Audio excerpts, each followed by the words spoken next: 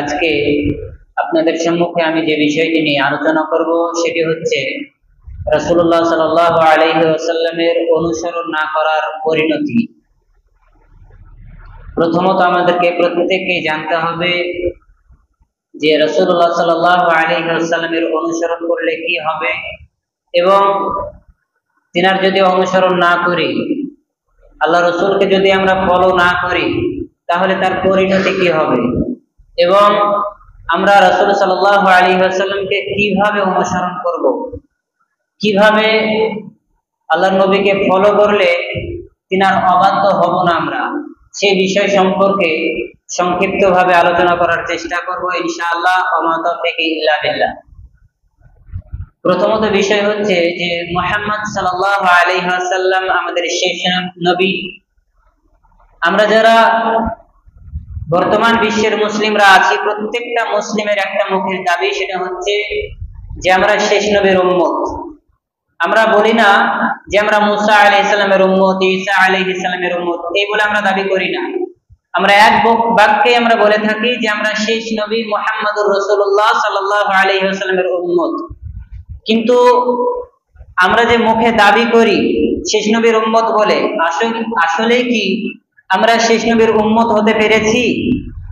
আমরা কি সেই মুহাম্মদ সাল্লাল্লাহু আলাইহি ওয়াসাল্লামের অনুসরণ করি যে মুহাম্মদ সাল্লাল্লাহু আলাইহি ওয়াসাল্লাম সম্পর্কে আল্লাহ তাআলা পবিত্র কোরআনুল কারীমের মধ্যে বলেছেন সূরা কালাম 4 নম্বর আয়াতের মধ্যে, ওয়া ইন্নাকা লাআলা খুলুকিন আযীম, যে আল্লাহ তাআলা মুহাম্মদ সাল্লাল্লাহু আলাইহি ওয়াসাল্লামের মধ্যে উত্তম চরিত্র দিয়েছেন। যিনি মুহাম্মদ সাল্লাল্লাহু আলাইহি সাল্লামকে উত্তম চরিত্রের অধিকারী বানিয়েছেন, সেই মুহাম্মদ সাল্লাল্লাহু আলাইহি ওয়াসাল্লামের অনুসরণ কি আমরা করি, নাকি এমনি আমরা মুখে দাবি করি যে আমরা শেষ নবীর উম্মত? আসলে আমাদের মুখের দাবির সাথে প্র্যাকটিক্যাল বাস্তবে আমাদের কোনো কিছু মিল থাকে না। আমরা বাহ্যিক দৃষ্টিতে যে রাসূল সাল্লাল্লাহু আলাইহি সাল্লামের আদর্শে আদর্শিত হব, যে মুহাম্মদ সাল্লাল্লাহু আলাইহি সাল্লাম মহৎ চরিত্রের একজন ব্যক্তিত্ব, যিনি একজন বিশাল, যার মধ্যে বৈশিষ্ট্য রয়েছে, উসওয়াতুন হাসানা বলা হয়েছে, যে আল্লাহ তাআলা বলছেন লাকাদ কানা লাকুম ফি রাসূলিল্লাহি উসওয়াতুন হাসানা। রাসূল সাল্লাল্লাহু আলাইহি ওয়াসাল্লামের মধ্যে অবশ্যই কি রয়েছে? উত্তম চরিত্র, উত্তম চরিত্র, উত্তম আদর্শ। তো সেই আদর্শে আদর্শিত হতে পেরেছি আমরা? আসলে কিন্তু আমরা রাসূল সাল্লাল্লাহু আলাইহি ওয়াসাল্লামের শেষ নবীর উম্মত বলে দাবি করলেও আমরা প্র্যাকটিক্যাল রাসূল সাল্লাল্লাহু আলাইহি ওয়াসাল্লাম যেটা তিনার আদর্শ ছিল, সেই আদর্শে আদর্শিত হতে পারিনি আমরা।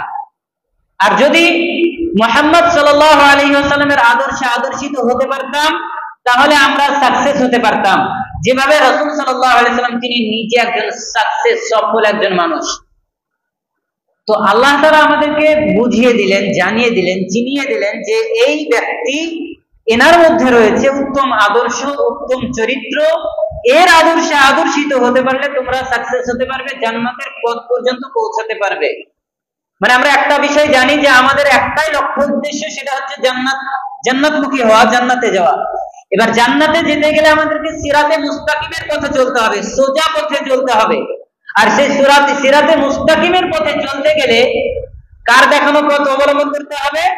মুহাম্মদ সাল্লাল্লাহু আলাইহি সাল্লাম যে পথ দেখিয়েছেন, যেভাবে চলতে বলেছেন, যে অনুযায়ী আমাদেরকে চলতে বলেছেন, সেইভাবে সেই পথ ধরে ধরে আমাদেরকে চলতে হবে। সেই সিরাতে মুস্তাকিমের পথে যখন আমরা চলবো, সেই পথটাই নিয়ে যাবে আমাদেরকে জান্নাতের দিকে। পক্ষান্তরে আমরা যদি সেই মুহাম্মদ সাল্লাল্লাহু আলাইহি সাল্লামের দেখানো পথ তিনাকে অনুসরণ না করে, তিনাকে ফলো না করে যদি আমরা শয়তানের পথ অবলম্বন করি, সিরাতে মুস্তাকিমের পথ ছেড়ে দিয়ে যদি শয়তানের যে পথ রয়েছে, ইহুদি নাসারাদের যাদের পথভ্রষ্ট যে পথ রয়েছে, সেই পথ যদি আমরা অবলম্বন করি, তাহলে একটা নিশ্চিত বিষয় যে সিরাতে মুস্তাকিমের পথ নিয়ে যাবে আপনাকে জান্নাতে, আর পথভ্রষ্ট যেটা শয়তানের পথ, সেটা নিয়ে যাবে আপনাকে জাহান্নামে। তো এই একটা বিষয় আপনি বুঝে নেবেন যে জান্নাতমুখী হতে গেলে সর্বপ্রথম আপনাকে যাকে ফলো করতে হবে তিনি হলেন মুহাম্মদ সাল্লাল্লাহু আলাইহি সাল্লাম, যার মধ্যে আছে উত্তম চরিত্র, উত্তম আদর্শ। যে আদর্শে আদর্শিত যদি আমরা নিজেদেরকে বানাতে পারি, যে আদর্শ মুহাম্মদ সাল্লাল্লাহু আলাইহি সাল্লামের মধ্যে ছিল, সেই আদর্শ যদি আমাদের মধ্যে লালন করতে পারি, তাহলে অবশ্যই মুহাম্মদ সাল্লাল্লাহু আলাইহি সাল্লামের চরিত্র যেরকম ছিল, মুহাম্মদ সাল্লাল্লাহু আলাইহি সাল্লাম যেমন মহৎ চরিত্রের একজন অধিকারী ছিলেন, ঠিক তেমন ভাবে আমরাও মহান চরিত্রের অধিকারী হতে পারবো। তো সেই মুহাম্মদ সাল্লাল্লাহু আলাইহি সাল্লামের অনুসরণ করে চলতে হবে, সেটা যে কোনো রকম ভাবে, সেটা ব্যক্তিগত জীবনে হোক, সামাজিক জীবনে হোক, পারিবারিক জীবনে হোক, যে কোনো ভাবে মুহাম্মদ সাল্লাল্লাহু আলাইহি সাল্লামের অনুসরণ করতেই হবে। যদি আপনি মুহাম্মদ সাল্লাল্লাহু আলাইহি সাল্লামের অনুসরণ না করেন, মনে রাখবেন আপনি যে কোনো কাজকর্ম করেন না কেন, চাই সেটা ইবাদতের ক্ষেত্রে হোক কিংবা কোনো মুআমিলাতের ক্ষেত্রে হোক, দুনিয়াবিদারি ক্ষেত্রে হোক, যে কোনো ক্ষেত্রে আপনি যদি মুহাম্মদ সাল্লাল্লাহু আলাইহি সাল্লামের দেখানো পথ, তিনার পন্থা যদি অবলম্বন না করেন, তাহলে মনে রাখবেন আপনার সেই কাজ কখনো সার্থক হবে না, আপনার ব্যর্থ হয়ে যাবে সেই সমস্ত কাজ। এমনকি ইবাদতের ক্ষেত্রে যদি আপনি মুহাম্মদ সাল্লাল্লাহু আলাইহি সাল্লামকে ফলো না করেন, যদি তার অনুসরণ না করেন, তাহলে সেই ইবাদত পর্যন্ত আপনার সবকিছু প্রত্যাখ্যাত হয়ে যাবে, বাতিল হয়ে যাবে, একটাও কবুল হবে না, কোনোটাই গ্রহণ হবে না। তো আসুন সেই সমস্ত বিষয় নিয়ে আমি আপনাদেরকে সংক্ষিপ্ত আকারে আলোচনা শোনাই ইনশাআল্লাহ। পবিত্র কোরআন এবং হাদিসের মধ্যে আল্লাহ তাআলা এবং রাসূল সাল্লাল্লাহু আলাইহি ওয়াসাল্লাম অনেক বিষয় সম্পর্কে বলেছেন যে মুহাম্মদ সাল্লাল্লাহু আলাইহি সাল্লামের অনুসরণ করতে হবে এবং না করলে কি হবে। তার মধ্যে আল্লাহ তাআলা পবিত্র কোরআনুল কারীমের মধ্যে বলছেন, সূরা মুহাম্মাদের 33 নম্বর আয়াতের মধ্যে তিনি বলছেন যে ইয়া আইয়ুহাল্লাযীনা আমানু, হে তোমরা যারা ঈমান এনেছো, তোমরা যারা বিশ্বাস করো, আতিউল্লাহ ওয়া আতিউর রাসূলা, তোমরা আল্লাহ তাআলার অনুসরণ করো, ওয়া আতিউর রাসূল, এবং তোমরা রাসূল সাল্লাল্লাহু আলাইহি সাল্লামের অনুসরণ করো, ওয়ালা তুবতিলু আ'মালাকুম, এবং তোমরা কি করো না, তোমাদের আমল সমূহকে বাতিল করে দিও না, নষ্ট করে দিও না। একটা এই আয়াতটা সংক্ষিপ্ত আকারে বুঝেন, ভালোভাবে বুঝবেন কথাটা, যে আল্লাহ তাআলা এই আয়াতের মধ্যে আমাদেরকে কি বললেন, যে তোমরা আল্লাহ ও তার রাসূলের অনুসরণ করো, এবং কি বললেন যে তোমরা তোমাদের আমল সমূহ, যা কিছু নামাজ, রোজা, হজ, যাকাত, দান, খায়রাত, সাদকা, প্রতিবেশীর হক, যা কিছু ইবাদত করো না কেন, সেই ইবাদত, সেই আমলগুলোকে তোমরা কি করো না, বাতিল করে দিও না, নষ্ট করে দিও না। মানে বোঝা যাচ্ছে যে আপনি যে আমলটা করছেন, আপনি যে ইবাদত বন্দেগী করছেন, সেই ইবাদতের মধ্যে যদি রাসূলুল্লাহ সাল্লাল্লাহু আলাইহি ওয়াসাল্লামের অনুসরণ না থাকে, তাহলে সেই ইবাদত, সেই আমল আপনার প্রত্যাখ্যাত, বাতিল, একটাও কবুল হবে না আপনার। মানে আপনি যে কোনো আমল করেন না কেন, প্রত্যেকটা আমল, প্রত্যেকটা ইবাদতের ক্ষেত্রে আপনার রাসূল সাল্লাল্লাহু আলাইহি সাল্লামের অনুসরণ করা লাগবে। তিনি যে পদ্ধতিতে করেছেন, তিনি যেভাবে করেছেন, যে নিয়মে করেছেন, আপনাকে সেই নিয়মে, সেই পদ্ধতিতেই করতে হবে, তবে আপনার সেই আমলটা কবুল হবে, নচেত কিন্তু আপনার আমল কবুল হবে না। এই জন্য এই আয়াতের মধ্যে আল্লাহ তাআলা এটাই বুঝিয়ে দিয়েছেন যে আপনাকে আল্লাহ রাসূলের অনুসরণ করতে হবে, আর যদি না করেন তাহলে তার পরিণতি কি? রাসূল সাল্লাল্লাহু আলাইহি ওয়াসাল্লামের অনুসরণ না করলে পরিণতি কি? যে আপনি যে আমল করছেন, সে আমল আপনার গ্রহণযোগ্য হবে না।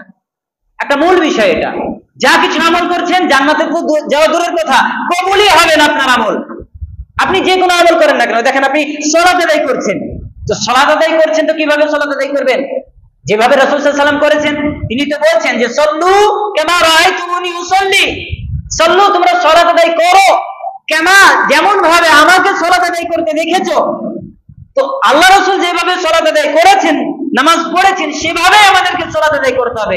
এই নয় যে আমরা নিজেদের মন মতো ভাবে একটা বেশি সিজদা দিয়ে দিব, একটা রুকু বেশি করে নিব, একটু বেশি বেশি মানে সালাত এক রাকাত বেশি করব, এরকম নয়। যেভাবে, যেখানে যতটুকু আল্লাহ রাসূল সাল্লাল্লাহু আলাইহি ওয়াসাল্লাম করেছেন, সেভাবে সেখানে ততটুকুই আমাদেরকে করতে হবে। এর নাম হলো রাসূল সাল্লাল্লাহু আলাইহি ওয়াসাল্লামের অনুসরণ, নিজের মন মতো ভাবে নয়, যেভাবে রাসূল সাল্লাল্লাহু আলাইহি ওয়াসাল্লাম করেছেন। এই জন্য এমন কিছু আমল করব না যে আমলের মধ্যে রাসূল সাল্লাল্লাহু আলাইহি ওয়াসাল্লামের অনুসরণ থাকবে না। সম্মানিত মুসল্লিবৃন্দ, তো এই আয়াতের মধ্যে আমরা একটা বিষয় পেয়ে গেলাম যে রাসূল সাল্লাল্লাহু আলাইহি ওয়াসাল্লামের অনুসরণ যদি আমরা না করি, তাহলে আমরা যে কোনো ইবাদত করি না কেন, সেই ইবাদত কবুল হবে না। দ্বিতীয়ত বিষয় হচ্ছে, আমরা একটা বিষয় জেনে রাখবো যে ঈমান, একজন পরিপূর্ণ মুমিন হতে গেলে এবং একজন পরিপূর্ণ মুসলিম হতে গেলে যে বিষয়টা সর্বাধিক পরিমাণে প্রয়োজন একজন মুমিনের, একজন মুসলিমের ভিতরে, সেটা হলো মুহাম্মদ সাল্লাল্লাহু আলাইহি সাল্লামকে মেনে নেওয়া, তিনাতে বিশ্বাস করা যে মুহাম্মদ সাল্লাল্লাহু আলাইহি সাল্লাম আল্লাহর রাসূল, তিনার বান্দা, এই বলে বিশ্বাস করতে হবে আপনাকে। তবে একজন আপনি প্রকৃত মুসলিম হতে পারবেন সর্বপ্রথম, এরপর আপনি একজন পূর্ণাঙ্গ মুমিন হতে পারবেন। কারণ আপনি যখন একজন অমুসলিম থেকেও যদি একজন ইসলাম ধর্ম গ্রহণ করে, কিংবা একজন মুসলিম সে যখন কালেমা শাহাদাত পাঠ করে, শুধুমাত্র সে যদি বলে যে আমি আল্লাহতে বিশ্বাস করি, আশহাদু আল্লা ইলাহা ইল্লাল্লাহ বলে যদি ছেড়ে দেয়, তাহলে কি সে পূর্ণাঙ্গ মুসলিম হয়ে গেল? এটা কিন্তু নয়। তাকে একদম পরিপূর্ণ কালিমাটা বাক্যটা পূরণ করতে হবে। তারপরে দিয়ে ঈমান আনতে হবে যে আশহাদু আল্লা ইলাহা ইল্লাল্লাহু ওয়া আশহাদু আন্না মুহাম্মাদান আবদুহু ওয়া রাসূলুহু। এই যে ওয়া আশহাদু আন্না মুহাম্মাদান আবদুহু ওয়া রাসূলুহু, রাসূল সাল্লাল্লাহু আলাইহি ওয়াসাল্লাম যে একজন সত্য নবী, তিনি একজন রাসূল, তিনি একজন আল্লাহর বান্দা, এই বলে আপনাকে স্বীকৃতি দিতে হবে, মুখে স্বীকার করতে হবে, অন্তরে বিশ্বাস করতে হবে। এটার নামই হলো ইসলাম। সর্বপ্রথম ইসলামের যে খুঁটি, ইসলামের যে আরকান রুকুন, সেটা হচ্ছে কি, যে এই সাক্ষ্য দেওয়া যে আল্লাহ ব্যতীত কোনো উপাস্য নেই, সত্য কোনো ইলাহ নেই, এবং মুহাম্মদ সাল্লাল্লাহু আলাইহি সাল্লাম আল্লাহ প্রেরিত বান্দা ও তার রাসূল। এই সাক্ষ্য দিতে হবে আপনাকে সর্বপ্রথম, এটাই তারপরে আপনি মুসলিম হতে পারবেন পূর্ণাঙ্গ। আর ঈমান আনতে গেলে, পূর্ণাঙ্গ মুমিন হতে গেলে আপনাকে 6টা আরকান মানতে হবে, তার মধ্যে একটা নবী রাসূল গণের প্রতি বিশ্বাস রাখতে হবে। এটা ঈমানের একটা রুকুন, আরকান। তো রাসূলুল্লাহ সাল্লাল্লাহু আলাইহি ওয়াসাল্লামের প্রতি যদি ঈমান না নিয়ে আসেন, যদি বিশ্বাস না করেন যে আমাদের একজন মেসেঞ্জার ছিল, বার্তাবাহক ছিল, রাসূল ছিল, যার নাম মুহাম্মদ সাল্লাল্লাহু আলাইহি ওয়াসাল্লাম, সেই মুহাম্মদ সাল্লাল্লাহু আলাইহি ওয়াসাল্লাম থেকে যদি তিনাতে যদি বিশ্বাসী না হন, তাহলে আপনি পূর্ণাঙ্গ মুমিন হতে পারবেন না। এই জন্য এটা হলো একটা মুমিনের পরিচয়, এটা হলো একজন মুসলিমের বৈশিষ্ট্য। সম্মানিত মুসলিমবৃন্দ, এবার আমরা আরেকটা আয়াতের দিকে যাব, যেখানে আল্লাহ তাআলা পবিত্র কোরআনুল কারীমের মধ্যে সূরা আলে ইমরান 31 নম্বর আয়াতের মধ্যে তিনি বলছেন যে কুল ইন কুনতুম তুহিব্বুনাল্লাহ ফাত্তাবিউনি ইউহিব্বুকুমুল্লাহ। ভালোভাবে শুনবেন আয়াতটা, যে আল্লাহ তাআলা তিনি বলছেন, হে নবী আপনি বলে দিন, কুল আপনি বলে দিন, ইন কুনতুম তুহিব্বুনাল্লাহ, তোমরা যদি আল্লাহ তাআলার ভালোবাসা পেতে চাও, তোমরা যদি আল্লাহ তাআলার মহব্বত ভালোবাসা পেতে চাও, ফাত্তাবিউনি, তাহলে তোমরা আমার অনুসরণ করো, আমাকে ফলো করো। মানে রাসূল সাল্লাল্লাহু আলাইহি ওয়াসাল্লাম তিনি বলছেন, আল্লাহ তাআলা জানিয়ে দিচ্ছেন যে তুমি বলে দাও তাদেরকে যে তারা যদি আল্লাহর ভালোবাসা পেতে চায়, তাহলে কাকে অনুসরণ করতে হবে, কার ফলো করতে হবে? মুহাম্মদ সাল্লাল্লাহু আলাইহি সাল্লামের অনুসরণ করতে হবে। তাহলে কি হবে? ইউহিব্বুকুমুল্লাহ, আল্লাহ তোমাদেরকে ভালোবাসবেন, আল্লাহ তোমাদেরকে ভালোবাসবেন। ওয়া ইয়াগফির লাকুম যুনুবাকুম, শুধু ভালোই বাসবেন না, বরং আল্লাহ তোমাদের যা কিছু গুনাহসমূহ রয়েছে, যা কিছু তুমি অন্যায় করেছো, অপরাধ করেছো, সেই গুনাহগুলোকে আল্লাহ তাআলা ক্ষমা করে দিবেন। আল্লাহু গফুরুর রহিম, আল্লাহ তাআলা ক্ষমাশীল, দয়াময়। তাহলে এই আয়াতটা আপনি বুঝেন যে প্রথমত আল্লাহ তাআলার ভালোবাসা যদি আমরা পেতে চাই, তাহলে কার অনুসরণ করা লাগবে? মুহাম্মদ সাল্লাল্লাহু আলাইহি সাল্লামের। এটা হলো একটা বেনিফিট রয়েছে যে আল্লাহ তাআলার ভালোবাসা পাবো আমরা। এবার পক্ষান্তরে আমরা যদি আল্লাহ রাসূলকে অনুসরণ না করি, তাহলে আমাদের ক্ষতি কি, পরিণতি কি হবে? আল্লাহর যে ভালোবাসা, আল্লাহর যে অনুগ্রহ, সেটা কিন্তু আমরা পাবো না, তা থেকে আমরা বঞ্চিত হয়ে যাব। মানে মুহাম্মদ সাল্লাল্লাহু আলাইহি সাল্লামকে ভালো না বাসলে, তিনার অনুসরণ না করলে, তিনাকে ফলো না করলে আমরা আল্লাহ তাআলার ভালোবাসা পাবো না। দ্বিতীয়ত আল্লাহ আমাকে ভালোবাসবেন না, এবং আমরা যা গুনাহ করেছি সেই গুনাহগুলোকেও ক্ষমা করবেন না। বুঝতে পারলেন কি? আর যদি আপনি আল্লাহ রাসূলকে অনুসরণ করেন, তাহলে প্রথমত আল্লাহ তাআলার ভালোবাসা পাবেন, দ্বিতীয়ত আপনি যা গুনাহ করেছেন সেই গুনাহগুলোকে আল্লাহ তাআলা ক্ষমা করে দিবেন। কারণ আল্লাহু গফুরুর রহিম, আল্লাহ তাআলা ক্ষমাশীল এবং দয়াময়, রহমানুর রহিম তিনি।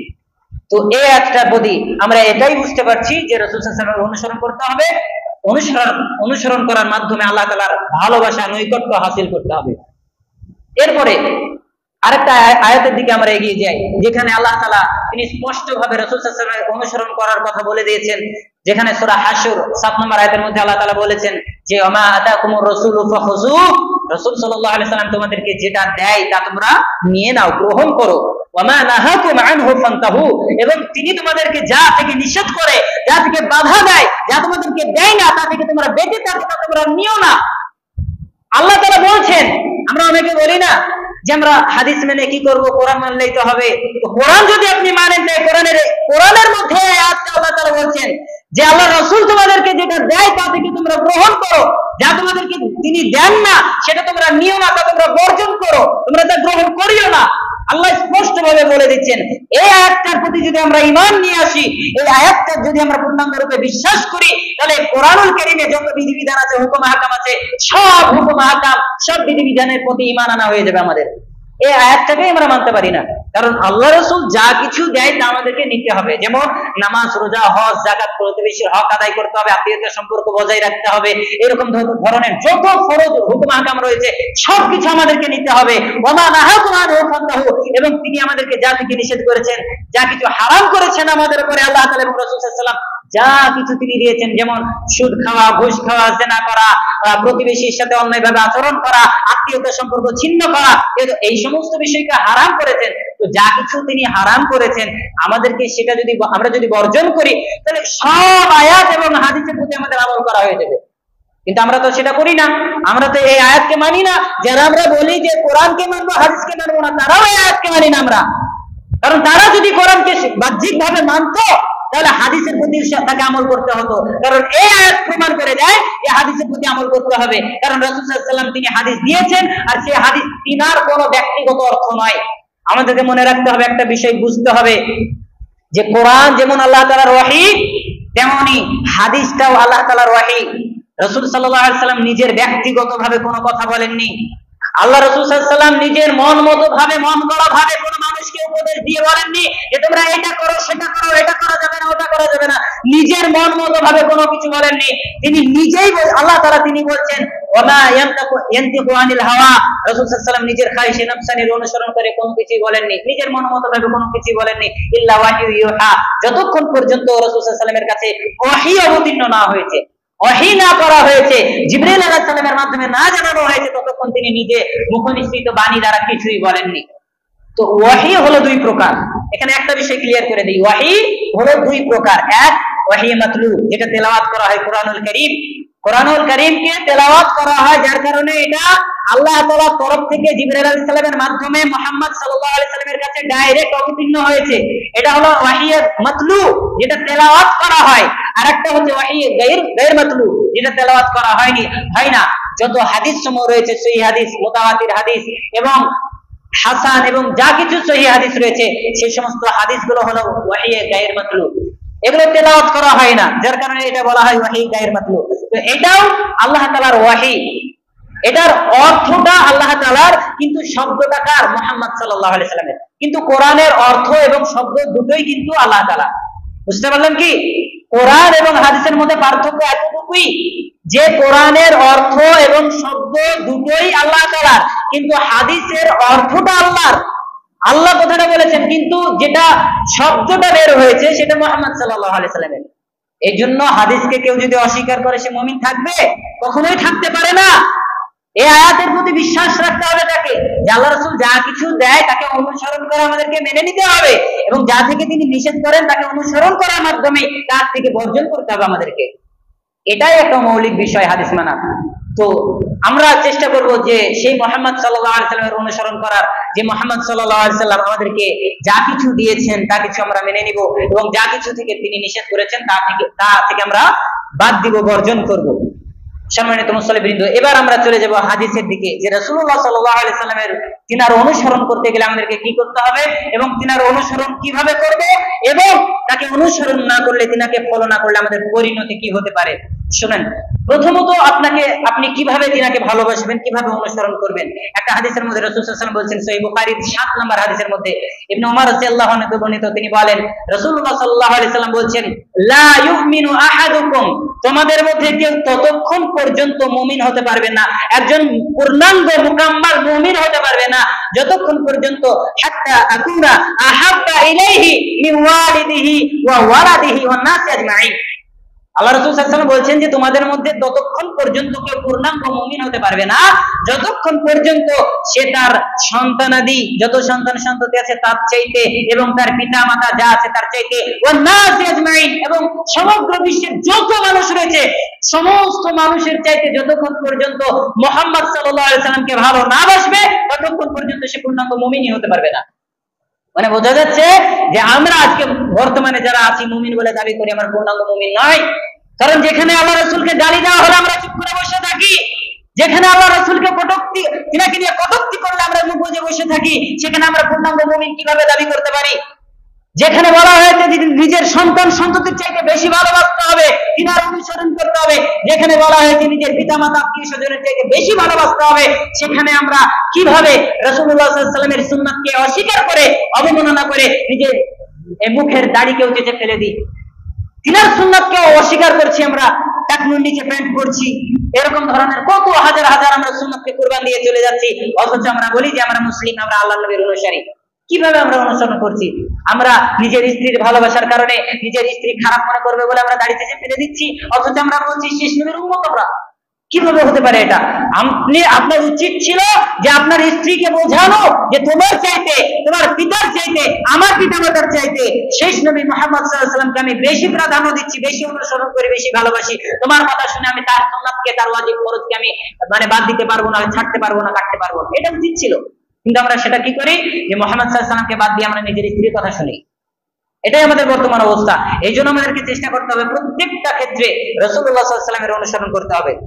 এবার আসুন, রাসূলুল্লাহ সাল্লাল্লাহু আলাইহি ওয়াসাল্লাম আরো কিছু হাদিসের মধ্যে তিনি আমাদেরকে সচেতন করে দিয়েছেন যে আপনি আল্লাহ রাসূল সাল্লাল্লাহু আলাইহি ওয়াসাল্লামের অনুসরণ কিভাবে করবেন এবং না করলে তার পরিণতি কি। যেখানে আল্লাহ রাসূল সাল্লাল্লাহু আলাইহি ওয়াসাল্লাম তিনি আমাদেরকে বলছেন যে একটা হাদিসের মধ্যে রাসূল সাল্লাল্লাহু আলাইহি ওয়াসাল্লাম বলছেন, সহিহ বুখারীর এই হাদিসটা সহিহ মুসলিমে রয়েছে। সহিহ মুসলিমের 1718 নম্বর হাদিসের মধ্যে রাসূল সাল্লাল্লাহু আলাইহি ওয়াসাল্লাম বলছেন, আয়েশা রাদিয়াল্লাহু আনহা বর্ণিত, তিনি বলেন রাসূল সাল্লাল্লাহু আলাইহি ওয়াসাল্লাম তিনি বলছেন যে মান আমিলা আমালান লাইসা আলাইহি আমরুনা ফাহুয়া রাদ্দ। এই হাদিসটা অনেকের মুখস্থ আছে, অনেক শুনে এসেছি আমরা। তো আয়েশা রাদিয়াল্লাহু আনহা তিনি বলছেন যে রাসূলুল্লাহ সাল্লাল্লাহু আলাইহি ওয়াসাল্লাম তিনি বলেছেন যে কোন মানুষ যদি এমন কোন আমল করে যে আমল সম্পর্কে আল্লাহ রাসূল সাল্লাল্লাহু আলাইহি ওয়াসাল্লাম কোনো বলেনি বা তিনার থেকে কোনো সাব্যস্ত নাই, প্রমাণিত নয়, এমন কিছু যদি কেউ আমল করে তাহলে সেটা কি? প্রত্যাখ্যাত, বাতিল, অগ্রহণযোগ্য, অগ্রহণীয়, সেটা কবুল করা হবে না। মানে বোঝা যাচ্ছে যে আমরা যে কোনো ইবাদত বন্দেগী করব, সেই ইবাদতটা, সেই আমলটা যদি রাসূল থেকে প্রমাণিত না হয় তাহলে সেই আমলটা কখনোই কবুল হবে না। এবার আসুন, এই হাদিস থেকে একটা বিষয় আপনাকে জানিয়ে দিই যে আমরা অনেকে, আমাদের সমাজে মানুষ থাকে এরকম, যারা যখনই তাদের সামনে কোনো বেদাত নিয়ে আলোচনা করা হবে তখন তাদের মানে এতটাই ভিতরে আঘাত লাগে, সে ঝামেলা সৃষ্টি করে দেয়, মানে ঝামেলা করতে লাগে যে বাপদাদা ধর্ম থেকে করে আসছে এই আমলটা, আর কোথা থেকে কোন মৌলবি চলে আসলো বলছে যে বেদাত আর করা যাবে না। বলি না আমরা, অনেক আমলের অনেক ব্যক্তি এরকম আছে যারা পূর্বপুরুষদের মধ্যে থেকে বাপদাদারা তাদের তুলনা দিয়ে বলে এতদিন থেকে করে আসলাম, আজকে কোথা থেকে কোন মৌলবি চলে আসলো আর এরকম এরকম বেদাত বলে সেটাকে বাদ করে দিচ্ছে। আসলে কি এটা মানে বাদ করে দেয়? আসলে কিন্তু আমাদেরকে বুঝতে হবে যে বেদাতের সংজ্ঞা কি। এই হাদিস থেকে সেই সংজ্ঞা বের হয়। এই হাদিসটা যদি আপনি বুঝেন তাহলে বুঝতে পারবেন যে আপনি যে আমলটা করছেন সে আমলটা কি রাসূল সাল্লাল্লাহু আলাইহি ওয়াসাল্লাম করেছেন?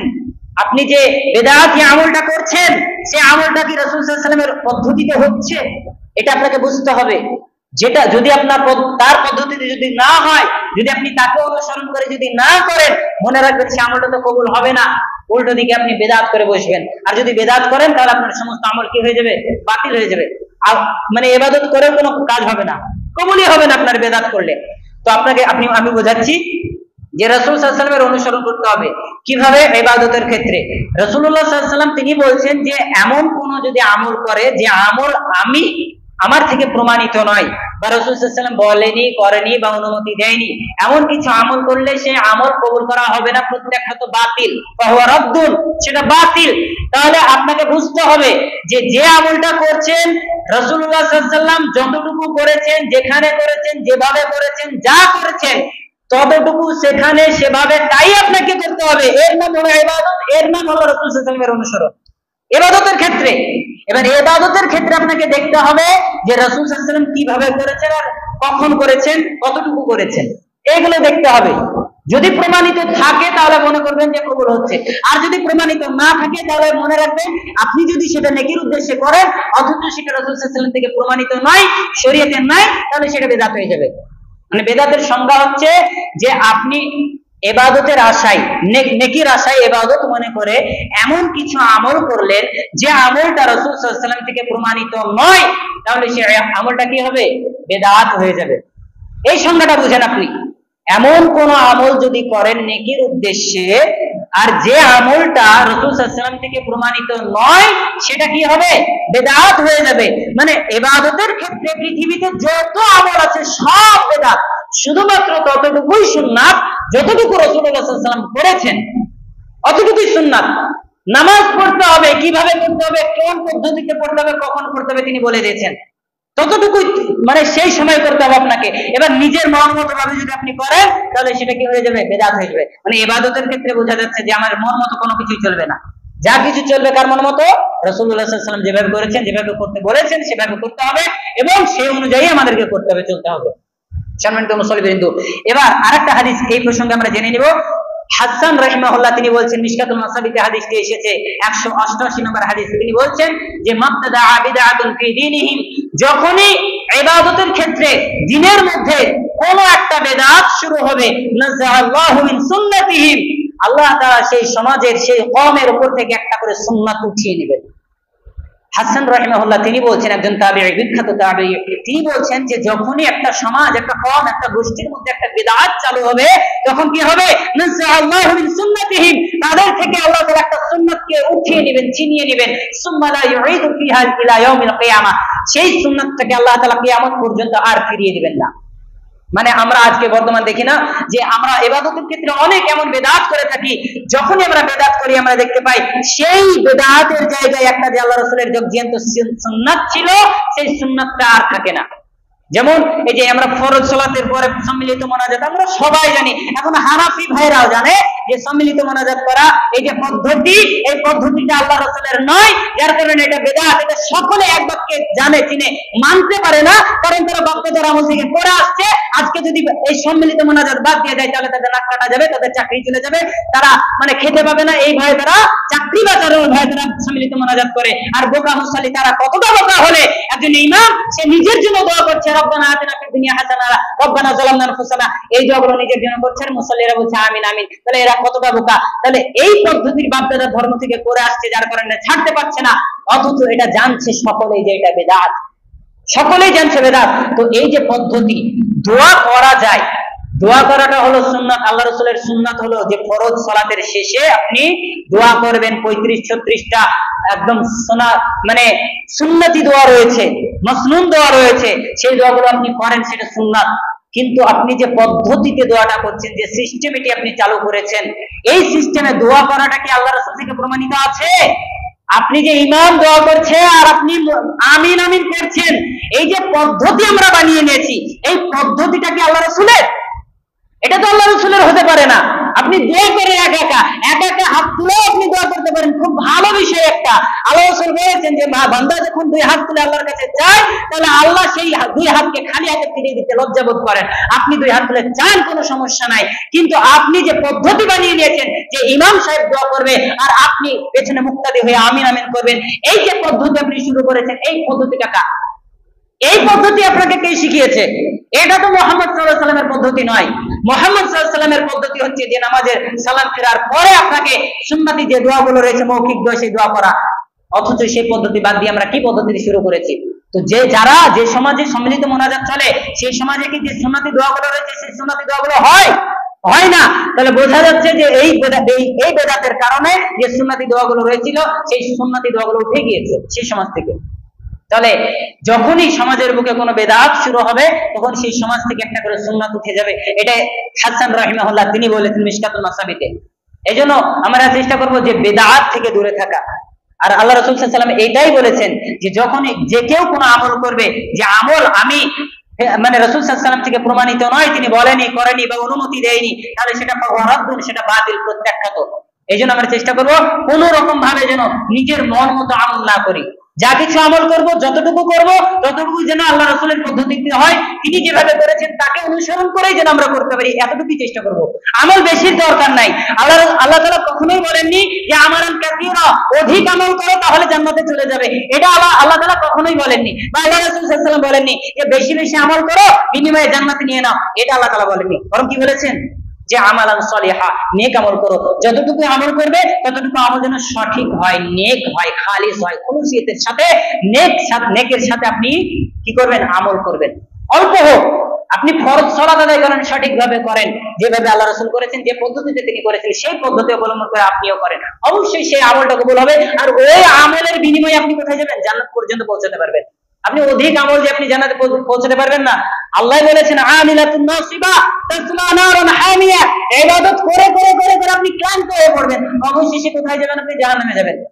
মানে কি, আপনি ইবাদত করছেন কিন্তু নিজের মন মতো, আল্লাহ রাসূলের অনুসরণ নাই, আল্লাহ রাসূলের পদ্ধতি নাই, তিনি যে সিস্টেমে করেছেন সেই সিস্টেম আপনার মধ্যে নাই, যার কারণে আপনার আমলগুলো কবুলও হয়নি, নিজের মন মতো কাঠঠোকরার মতো মাথা ঠুকে চলে যাচ্ছে, আর ইবাদত কবুলও হয়নি, আর পরিশেষে আপনি কোথায় যাবেন? জাহান্নামে চলে যাবেন। তো এইরকম আমলের দরকার নাই, যতটুকু আমল করবেন কম করেন, কিন্তু ভালো করে করেন। আমরা জানি না, একটা ইংরেজিতে প্রবাদ বাক্য আছে, something is better than nothing, মানে কোনো কিছু না থাকার চাইতে অল্প কিছু থাকা ভালো। তো এটাই আমাদেরকে বুঝতে হবে, বেশি আমলের দরকার নাই, অল্প যদি থাকে সেটা যেন নেক হয়, সৎ হয়, এতটুকু আমরা চেষ্টা করবো ইনশাআল্লাহ। এরপরে আরেকটা লাস্ট হাদিস আপনাদেরকে বলি। রাসূলুল্লাহ সাল্লাল্লাহু আলাইহি ওয়াসাল্লাম বলছেন একটা হাদিসের মধ্যে, তিনি বলছেন কুল্লু উম্মতি ইয়াদখুলুনাল জান্নাহ, আমার উম্মতের প্রত্যেকটা মানুষ জান্নাতে প্রবেশ করবে, ইল্লা মান আবা, শুধুমাত্র যারা অস্বীকারী তারা ব্যতীত।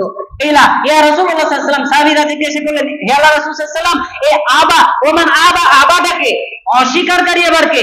রাসূল সাল্লাল্লাহু আলাইহি ওয়াসাল্লাম বলছেন যে মান আতাআনি ফাদাখালাল জান্নাহ, যে ব্যক্তি আমার অনুসরণ করলো সে ব্যক্তি জান্নাতে প্রবেশ করবে, ওমান আসানি, আর যে ব্যক্তি আমার নাফরমানি করলো ফাকাদ আবা, সেই অস্বীকারী, সে কোনোদিন জান্নাতে প্রবেশ করতে পারবে না। মানে বুঝতে পারছেন, আল্লাহ রাসূলের অনুসরণ যদি আপনি না করেন তাহলে আপনার পরিণতি কি হবে? জাহান্নামে যেতে হবে আপনাকে, জান্নাতে যেতে পারবেন না। আল্লাহ রাসূল ডাইরেক্ট বলে দিচ্ছেন, যে ব্যক্তি আল্লাহ রাসূলের অনুসরণ করে সে জান্নাতে যাবে, আর যে অনুসরণ করে না, বোঝা যাচ্ছে সে আল্লাহ রাসূলের অবাধ্য, সে অস্বীকারী। সুতরাং সে অস্বীকারী, সে অবাধ্য ব্যক্তি, সে কখনো জান্নাতে প্রবেশ করবে না। এটাই আল্লাহ রাসূল স্পষ্ট ভাবে বুঝিয়ে দিচ্ছেন, আমাদেরকে বলে দিচ্ছেন। এই জন্য আমরা চেষ্টা করব কোন রকম ভাবে যেন আমরা আল্লাহ রাসূলের অবাধ্য না হই, কোন রকম ভাবে যেন আমরা আল্লাহ রাসূলের পদ্ধতির বিরুদ্ধে যেন আমরা না চলে যাই। তিনি যে সিস্টেমে আমাদেরকে ইবাদত করা শিখিয়েছেন, বুঝিয়েছেন, সাহাবায়ে কেরাম রাদিয়াল্লাহু আনহুম আজমাইন তিনারা যেভাবে করেছেন ইবাদত, যতটুকু করেছেন সেভাবে আমাদেরকে করতে হবে, সেখানেই করতে হবে, ততটুকুই করতে হবে।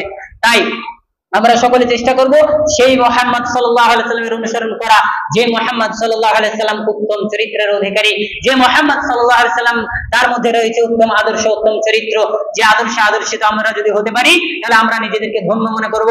এবং দুনিয়ার কোন সেলিব্রিটি, দুনিয়ার কোন উচ্চ মহান মানুষের অনুসরণ করে নয়, কোন নায়ক নায়িকা, গায়ক গায়িকা, কোন হলিউড বলিউডের নায়ক নায়িকাদের অনুসরণ করে নয়, শুধুমাত্র জান্নাত পর্যন্ত মানে আপনি কামিয়াবি হাসিল করতে চাইলে, আপনি যদি সাকসেস হতে চান, তাহলে যার অনুসরণ করতে হবে তিনি হলেন মুহাম্মদ সাল্লাল্লাহু আলাইহি সাল্লাম, যাকে অনুসরণ করে আমরা সিরাতে মুস্তাকিমের পথ পাবো, এবং যে পথ পাওয়ার পরে আমরা জান্নাতের পথ পর্যন্ত পৌঁছাতে পারবো। তাই আমরা সকলে চেষ্টা করব সেই মুহাম্মদ সাল্লাল্লাহু আলাইহি সাল্লামের অনুসরণ করা। তাই পরিশেষে আল্লাহ তাআলার কাছে দোয়া করি, আল্লাহ তাআলা আমাদেরকে সকলকে যেন আল্লাহ রাসূল সাল্লাল্লাহু আলাইহি সাল্লামের অনুসরণ